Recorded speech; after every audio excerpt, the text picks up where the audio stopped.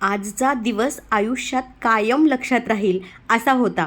नमस्कार मंडळी, मी सुजाता स्वागत करते तुमचं माझ्या यूट्यूबच्या एका नवीन ब्लॉगमध्ये. आजचा दिवस आमच्यासाठी इतका मोठा होता, पण हे आम्ही आधी कुणालाच सांगितलं नव्हतं की नेमकं काय करणार आहोत. माझ्या आजच्या दिवसाची सुरुवात ना सकाळी 3 वाजता झाली होती आणि झोप मात्र पूर्ण झाली नव्हती. चेहरा बघून तुम्हाला लक्षात येतच असेल. तरी पण मनात इतका उत्साह होता. घरामध्ये ॲक्च्युली मी पुरणपोळीचा नैवेद्य तयार केला होता आणि हे करण्यासाठी ना म्हणजे मी आणि पिल्लूचे पप्पा खूप लवकर उठलो होतो. पिल्लू तरी उठला नव्हता, कारण आज आम्हाला गावच्या शेताकडे जायचं होतं आणि त्यासाठी आम्ही लवकर उठलो होतो. आता जसंही आम्ही उठलो ना सकाळी स्वयंपाक वगैरे बनवण्यासाठी, इतके पॉझिटिव्ह वाईब्स येत होते. नैवेद्य तयार केला, छान गावच्या शेताकडे पोहोचलो आणि आत्ता रिव्हील करते की ती कोणती गोष्ट आहे. तर इथे ना आम्ही पूजेसाठी गेलो होतो, म्हणजे त्याचं नैवेद्य मी बनवून घेतलं होतं. तसं नैवेद्यासाठी मी सगळं बनवून घेतलं होतं, म्हणजे पुरणपोळी बनवून घेतली होती, त्यानंतर जो दही भात असतो दही भात बनवून घेतला होता, कुरड्या पापड जे असते ते पण बनवून घेतलं होतं, भज्जे पण बनवून घेतले होते आणि त्यानंतर सार भात सगळं काही बनवून घेतलं होतं. आता शिवाय मला याच्या व्यतिरिक्त म्हणजे पूजेचं सामान जसं की हळदी कुंकू अक्षता हे सुद्धा घ्यायचं होतं आणि ते सगळं तयार करण्यासाठी मला ऑफकोर्स खूप लवकर उठावं लागणार होतं. आणि त्याचमुळे मग आम्ही दोघंही जणे म्हणजे मी आणि पिल्लूचे पप्पा घरचं सगळं काही आवरलं होतं. स्वयंपाक पण आम्ही सगळा बनवून घेतला होता, कारण पुरणाचा स्वयंपाक म्हटल्याच्या नंतर भरपूर असा वेळ लागतो आणि एरवी ना माझ्या पुरणपोळ्या अजिबात फुगत नाहीत किंवा मग ते तुटतात किंवा फाटतात. पण आज तसं झालं नव्हतं. जे काही मला नैवेद्याच्या पुरणपोळी छोट्या छोट्या बनवायच्या असतात त्या जेव्हा मी बनवले ना ते टम्म फुगत होत्या. आता त्यावेळी मला काही व्हिडिओ शूट करता आला नाही, कारण की कामाची खूप घाई होती. पण त्यानंतरचा व्हिडिओ मला शूट करावाच वाटला. त्यानंतर तुम्ही बघू शकता आता आम्ही एका खास गोष्टीसाठी चाललेलो आहोत. ते कोणतं तुम्हाला एका मिनिटाच्या आत लक्षात येते. आता आम्ही कशाची पूजा करायला चाललेलो आहोत. पूजेचं मी इथं सगळंच सामान जे आहे ताट जे आहे ते घेतलं होतं आणि ही बघा म्हणजे खास गोष्ट आमच्या आयुष्यात आलेली आणि एका दिवसात आयुष्य बदलते ना, हेच मला सांगायचं होतं की आज आम्ही ना JCP घेतली होती. हा दिवस आमच्यासाठी खूप मोठा होता.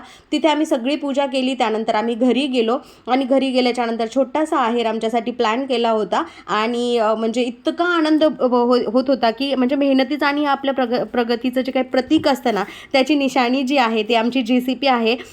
आणि इतकं म्हणजे अंगावर शहारे येत होते आणि जे काही मला पूजा करताना वाटलं ना, खरंच ते शब्दात सांगताच येणार नाही की त्या क्षणी आम्हाला काय वाटलं. तर एवढा आनंद झाला होता. पण दिवस काही इथेच थांबला नाही आमचा. तर यानंतर ना आम्ही माहूरगडाच्या दर्शनासाठी गेलो. आता ॲक्च्युली मला रील शूट करायची होती, पण पिल्लूचे पप्पा मला अजिबात सपोर्ट करत नव्हते. त्यानंतर आम्ही माहूरगडावरती पोहोचलो आणि जे काही पूजेचं सामान होतं ते घेतलं. आता सकाळी 3 वाजता जरी उठलो असेल तरी मनातला जे काही उत्साह होता आणि जी काही श्रद्धा होती ना, तर त्यामुळे आम्हाला थकवा काही जाणवलाच नाही. देवीच्या दर्शनासाठी पोहोचलो तेव्हा जे काही आम्हाला अनुभव आला ना ते पण मला नाही सांगता येत शब्दामध्ये. खरं तर हे मांडणं शब्दामध्ये खूप कठीण आहे, कारण की अगदीच मन भरून आलं होतं आमचं की आम्ही आमच्या मेहनतीनं हे सगळं काही उभं केलेलं होतं आणि त्यानंतर म्हणजे कुठलाही वारसा नसताना हे आम्ही केलं होतं स्वतः आणि हे शब्दात मांडणं आता शक्यच नाही. म्हणजे जेव्हा मी सांगते तेव्हा देखील माझ्या अंगावरती ना भरपूर असे शहारे येतात. आता कडक तर ऊन झालं होतं, आम्ही तिथे पोहोचलो होतो, त्यामुळे पहिल्यांदा पिल्लूसाठी जे काही थंड फ्रुटी होती ते घेतली, थंड पाण्याची बॉटल घेतली. त्यानंतर देवीसाठी जे काही सामान लागतं पूजेसाठी ते घेतलं, म्हणजे मंगळसूत्र घेतलं, त्यानंतर नारळ आणि ह्या बांगड्या घेतल्या आणि म्हणजे तिथे साडी वगैरे पण सगळं काही अवेलेबल असते. फार असं मला घरून काही न्यायची गरज नाही पडली आणि तिथं सगळं अवेलेबल असते म्हणून आम्ही तिथूनच घ्यायचं ठरवलं. नंतर ओटीचं सामान देखील होतं, पण पेढा आम्ही घेतला नव्हता. तो प्रसादासाठी आम्ही तो पेढासुद्धा आम्ही तिथून घेतला आणि त्यानंतर देवीच्या दर्शनासाठी आम्ही चाललो होतो. आता जवळपास देवीच्या दर्शनासाठी म्हणजे प्रचंड तिथं गर्दी होती भक्तांची, भाविक भक्तांची आत्ता पण, आणि नेहमीच तिथे गर्दी असते. तर आजचा दिवस फक्त आमचा प्रवासच नव्हता, तो तर श्रद्धेचा, मेहनतीचा आणि आनंदाचा संगम होता. माहूरची देवी म्हणजेच रेणुका देवी ही महाराष्ट्रातली अत्यंत पूजनीय आणि 3 शक्तिपीठांपैकी एक मानली जाते. तिचं खूप मोठं वैशिष्ट्य आहे माहूरच्या देवीचं. म्हणजे माहूरची देवी आहे रेणुका देवी, तर महाराष्ट्रातली 3 शक्तिपीठांपैकी एक आहे, त्यामुळे तिचं धार्मिक महत्त्व खूप मोठं आहे. तर इथे छोटे बालक काहीतरी शिकण्यासाठी त्यांनी हे जे काही पांढरे वस्त्र आहेत ते वेअर केले होते.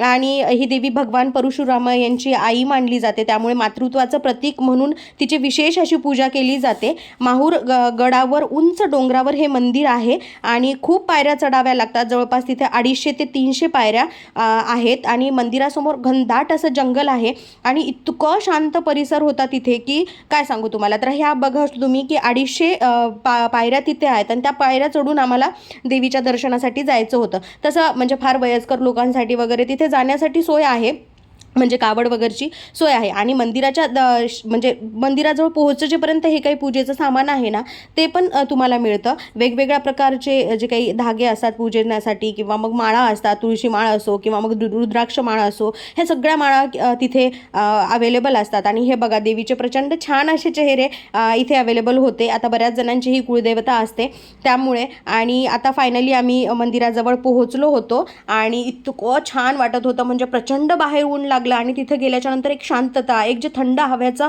झुळूक आमच्यापर्यंत आली ना ते खरंच मला सांगता येत नाही. तुम्ही समजून घेऊ शकता की मला कोणता असा छान असा अनुभव तिथे आलेला आहे.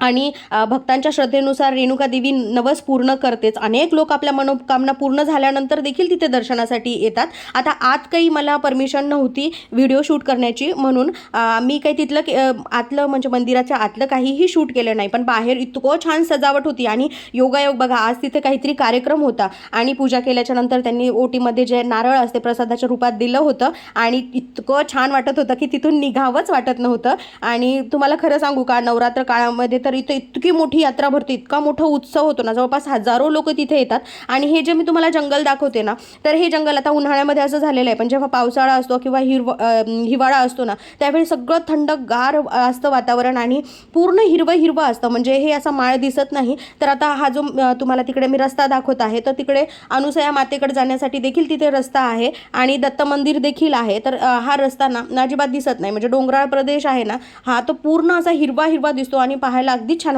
वाटते. तसं हे जे सामान आहे ते मी घेतलं होतं. ऑफकोर्स यामध्ये मी हळदी कुंकू घेतलं आहे, त्यानंतर बांगड्या घेतल्यात. आता आपण कुठेतरी देवीच्या दर्शनासाठी गेलो आणि आपलं सामान नाही घेतलं असं होऊच शकत नाही. सो फायनली आमची सगळी काही जे यात्रा होती तिथली, जे आमच्या मनामध्ये जो काही उत्साह होता तो छानपैकी असं मस्त आम्ही तिथे प्रवास केला. आणि त्यानंतर ना पिल्लूने हे छोटंसं किचन आहे, आता हे किती दिवस टिकेल माहीत नाही, पण त्यानं त्याच्या बॅगसाठी लावण्यासाठी घेतलं होतं.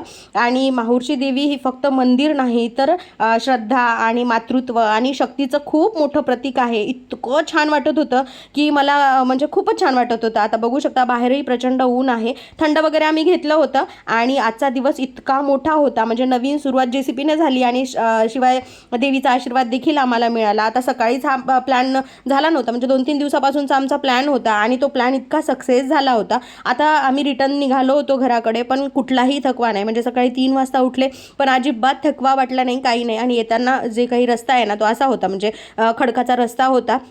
आणि आता पिलूने सांगितलं की हे शूट करा, त्यामुळे मला हे तुम्हाला शेअर करा असं वाटतं की असा हा खडकाचा रस्ता आहे आणि रस्त्यावर कुणीही नाही आहे, फक्त आमचीच गाडी आहे, कारण एवढ्या उन्हात कोण बाहेर निघणार. आता योगायोग म्हणा की आम्हाला JCPची पूजा करायला जायची होती आणि आम्हाला दर्शनासाठी देखील जायचं होतं, त्यासाठी आम्ही निघालो. पिलू पुढच्या सीटवर बसला होता आणि मी आणि पिलूचे पप्पा मात्र इकडे मागे होतो. तर आजचा दिवस खूप मोठा होता, खूप स्पेशल होता. इतकं छान वाटलं आम्हाला तिकडे जाऊन, म्हणजे एका असं डोंगराळ प्रदेशामध्ये गेलं आणि किंवा मग गडावर गेलं आणि त्यातल्या देवीचं दर्शन केलं ना की खूप आनंद झाला होता आम्हाला. आणि असं वाटलं की आपण जी काही मेहनत केलेली आहे ना त्या मेहनतीचं फळ आपल्यासमोर जर दिसलं ना तर अंगावर शहारे येत आहेत माझ्या सांगताना. डोळ्यात असं लिटरली त्या दिवशी पाणी आलं होतं आणि हे नक्कीच आनंदाचे अश्रू होते माझ्या. आणि कुठेतरी एक नवीन सुरुवात झाली होती आपल्या आयुष्याची आणि म्हटलं ते तुमच्यासोबत शेअर करावं. आणि त्याचमुळे हे जे सगळं काही वेळातला वेळ काढून मी तुमच्यासाठी शूट केलेलं आहे. सो व्हिडिओ आवडला असेल तर लाईक करा, छानशी अशी कमेंट करा आणि नक्कीच आमच्या पुढील आयुष्यासाठी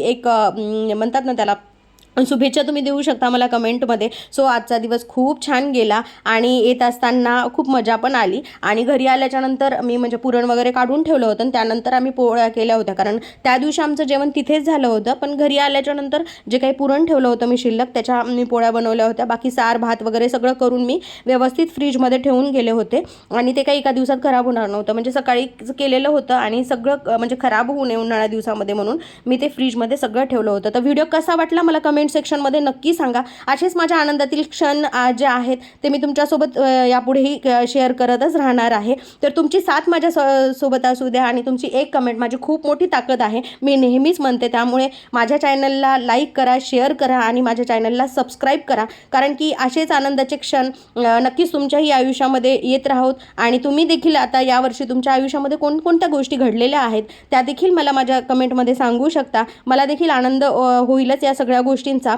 तर असं आहे, म्हणजे एकंदरीत तो दिवस इतका छान गेला आणि हा प्रवास असा संपूच नाही असं वाटत होतं. आणि त्यानंतर थोडंसं म्हणजे वातावरण बिघडलं होतं, पण म्हणजे काही आभाळ वगैरे आलं होतं, थोडेसे पाण्याचे शिंतोडे देखील आले, पण योगायोगाने आम्ही जोपर्यंत घरी येत नाही तोपर्यंत काही पाऊस पडला नाही. आणि आमचा जो काही प्रवास होता तो झाला, जो होता ना तो एकदम सेफली झाला. पूजा वगैरे केली मी JCPची, आणि ते पण खूप मन लावून केली आणि इतकं छान वाटत होतं ना. सो आता त्याच्या देखील जे काही छोटे क्लिप्स आहेत मी तुम्हाला नक्कीच दुसऱ्या व्हिडिओमधून शेअर करणार आहे. तर मग एक लाईक आणि एक कमेंट आणि नक्कीच माझ्या चॅनलला सबस्क्राईब करा, एवढंच मला तुम्हाला सांगायचं आहे. आणि आता बघू शकता, फार आता सायंकाळ झाली नव्हती, 4 ते 5 वाजेपर्यंत आम्ही घरी आलो होतो. म्हणजे एकाच दिवसामध्ये एवढं सगळं आमचं अटेंड करून झालं होतं. आणि फायनली दिवस सक्सेसफुल गेला. खूप मोठा दिवस होता. खरं तर हा दिवस आम्ही विसरणारच नाही, आमच्या आयुष्यामधला एकदम कायम लक्षात राहणाराच दिवस होता. आणि मला मग हा तुमच्यासोबत शेअर करावा वाटला, त्यामुळेच मी हा तुमच्यासोबत शेअर केला. नक्कीच असेच अजून व्हिडिओ तुमच्यापर्यंत येत राहतील. व्हिडिओ आवडला असेल तर लाईक, शेअर आणि कमेंट करा. बाय.